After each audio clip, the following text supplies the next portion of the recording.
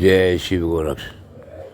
प्यारे श्रोताओं, आपने पिछली वीडियो में सुना कि गोपी चंद ने अपनी माता मैनावती के गुरु जालंधर नाथ जी को कुएं में डालकर ऊपर से लीद भरवा दी। अब इससे आगे की कथा सुने। वह राजा गोपी चंद कुएं में लीद भरवाकर संतुष्ट हो गया।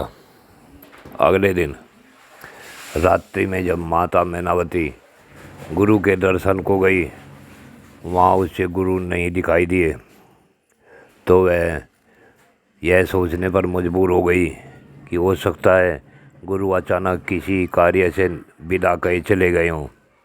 वह वापिस आ गई। उधर गुरु गोरक्षनाथ जी अपने गुरु मच्छिंद्रनाथ जी को ढूंढते ढूंढते मैनावती के बाग में आ गए। वहाँ आकर वो अपने योग बल से उन्हें महसूस हुआ कि यहाँ कोई संत है। उन्होंने अपनी ही भाषा में सिद्धों गुरुवरों को आदेश आदेश की ध्वनि की, तो अंदर से महाराज जालंधर नाथ जी ने आदेश आदेश कहा। दोनों का प्रणाम होने के बाद गुरु गोरक्षनाथ जी बोले, हे योगीराज, आप अंदर क्यों हैं? कुएं में आपको जाने का कारण क्या है? तो जालंधर नाथ जी बोले कि तुम जाओ, मेरे शिष्य कानिपा को बता देना कि मैं वहाँ कुएं में पड़ा हूँ। गोरक्षनाथ जी वहाँ से चल दिए। चलते चलते रास्ते में वो कानिपा नाथ जी के पास पहुँचे। आदेश उपदेश होने के बाद जब दोनों बैठ गए तो हंसी में बल्कि व्यंग कसते हुए कानिपा नाथ जी बोले, अरे गोरक्ष, तुम भी क्या हो? तुम्हारे गुरु तिरिया राज में तिरिया का सुख भोग रहे हैं। इतना सुन गोरक्षनाथ जी बड़े शांत स्वभाव में बोले, अरे कानिपा नाथ जी, ठीक है, लेकिन मेरे गुरु तो तिरिया राज में हैं, वो सुख भोग रहे हैं, परंतु तुम्हारे गुरु मैनावती के राज में कुएं के अंदर गिरे हुए हैं और उनके ऊपर लीद से कुआं भरा हुआ है। उसने कहा कि अगर ऐसा होगा तो मैं गोपी चंद के राज में आग लगा दूंगा।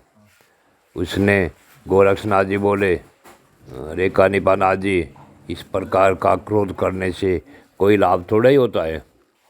पहले तो आप अपने गुरु को उसमें से निकाल लो, उसके पश्चात जो कुछ होगा बाद में देखा जाएगा। और मैं अपने गुरु को लेने तिरिया राज जा रहा हूँ। दोनों की बातों में व्यंग था। कानिपा नाथ बोले, ठीक है, मैं अपने गुरु को निकालता हूँ। तो गोरक्षनाथ जी बोले कि जो पहले, अगर तुमने अपने गुरु को पहले निकाल दिया तो भंडारा मैं दूंगा, और अगर मैं अपने गुरु को पहले लेकर आ गया तो भंडारा तुम्हें देना पड़ेगा। यह बात स्वीकार हो गई और गुरु गोरक्षनाथ जी तिरिया राज की ओर चल दिए। अब उधर गोपी चंद अपने गुरु भाइयों के साथ मैनावती के राज में आए और वहाँ कुएं से लीद निकालने लगे। पूरे दिन लीद निकालते, परंतु रात्रि में जब कानिपा और उसके गुरु भाई थक जाते हुए लेट जाते तो कुआं फिर लीद से ऊपर तक भर जाता। यह क्रिया तब तक चलती रही जब तक गुरु गोरक्षनाथ जी अपने गुरु मच्छिंद्रनाथ जी को लेकर वहाँ नहीं आ गए।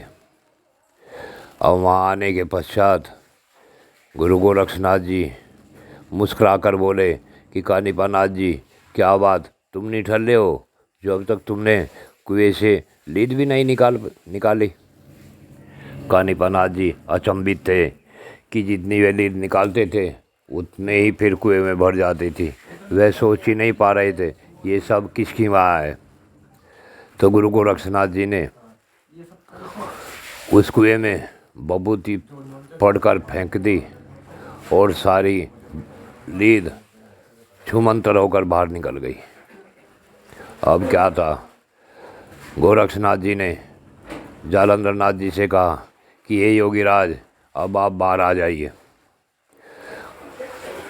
तो जालंधर नाथ जी बोले कि गोरक्ष, जिसने मुझे कुएं में डाला है उस राजा को लेकर आओ, उसी के कहने से मैं बाहर आऊँगा।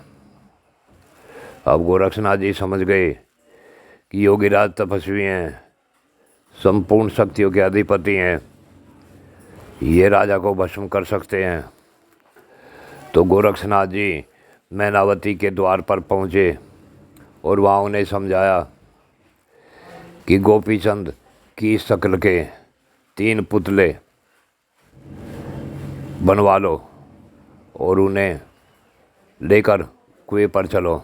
मैनावती बोली कि महाराज, क्या बात, क्या कारण है। तो गोरक्षनाथ जी बोले कि तुम्हारे पुत्र ने तुम्हारे गुरु जालंधर नाथ जी को कुएं में डालकर ऊपर से लीद भर दी थी, इसलिए वे इसे वहाँ देखना चाहते हैं और मैं चाहता हूँ कि गोपीचंद अमर हो जाए। लेकिन ये तभी होगा जब यह पहले अपने जैसे पुतलों को वहाँ लेकर पहुँचे। अब जैसे ही गोपीचंद ने गुरु गोरक्षनाथ जी के कहने से अपनी शक्ल के 3 पुतले तैयार करवाए और उन्हें लेकर बाग में पहुँच गए। फिर अब गोरक्षनाथ जी ने कहा कि हे राजन, जैसा मैं कहूँ वैसा करना, अगर जरा सी भी चूक हो गई तो अर्थ का अनर्थ हो जाएगा। गुरु गोरक्षनाथ जी के कहने के अनुसार एक पुतले को कुएं की मेड़ पर खड़ा कर दिया और पीछे से गोपीचंद को बताया कि आवाज़ दो कि हे गुरुदेव, बाहर आ जाओ। जब गुरु पूछेंगे कौन है तो कहना कि मैं गोपीचंद, और इतना कहकर पीछे हट जाना।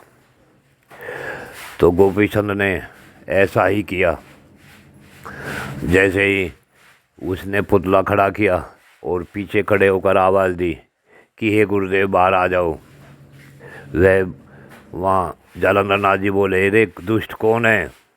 उसने कहा, मैं आपका सेवक गोपीचंद हूँ।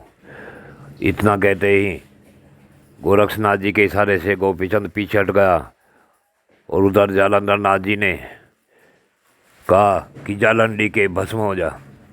वह तो पुतला तुरंत भस्म हो गया। फिर दोबारा दूसरे पुतले को खड़ा किया गया और वहाँ फिर गोपीचंद ने कहा कि महाराज, हे गुरुदेव, बाहर आ जाइए। फिर बोले जालंधर नाथ जी बोले, अरे दुष्ट, कौन हो। फिर बोला गोपीचंद कि मैं आपका सेवक गोपीचंद हूँ। इतना कहते ही गोपीचंद फिर पीछे हट गया।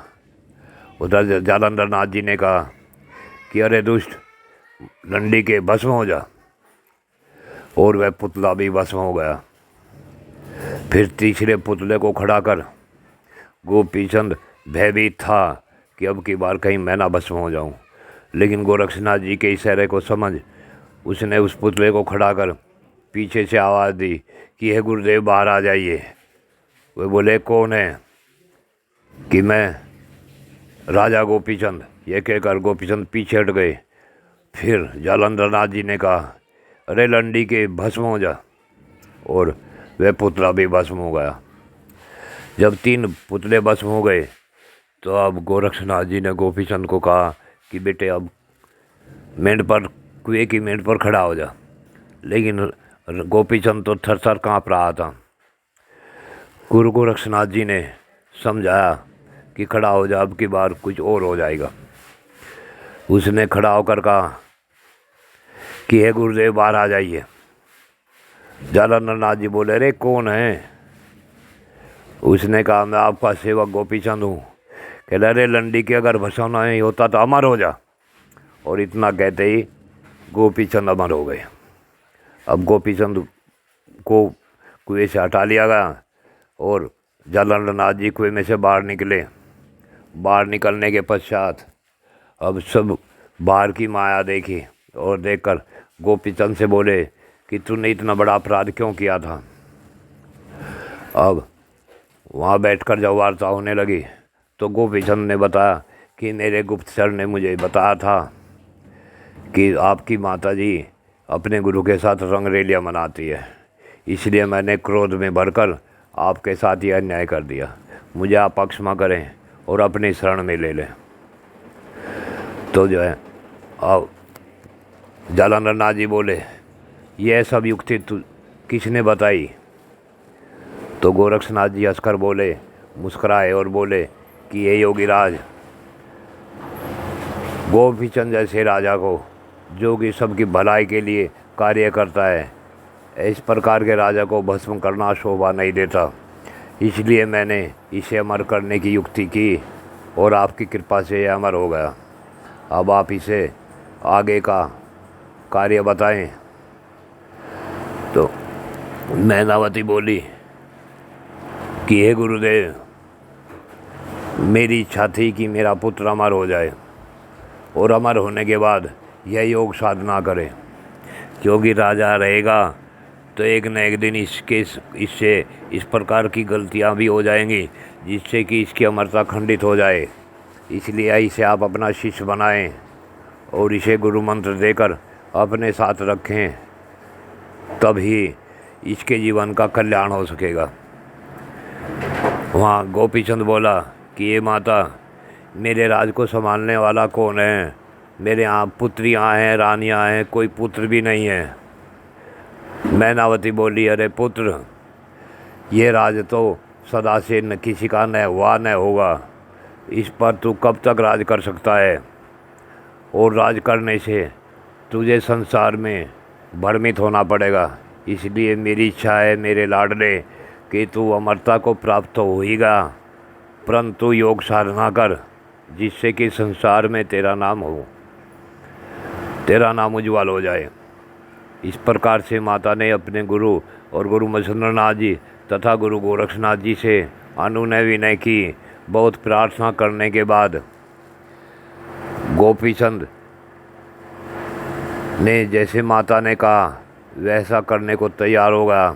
उसके पश्चात जालंधर नाथ जी ने गुरु गोरक्षनाथ जी से कहा कि ठीक है, यह तुम्हारी युक्ति से अमर हुआ है, इसलिए इसे तुम अपना शिष्य बनाओ और इसे अपने साथ रखो।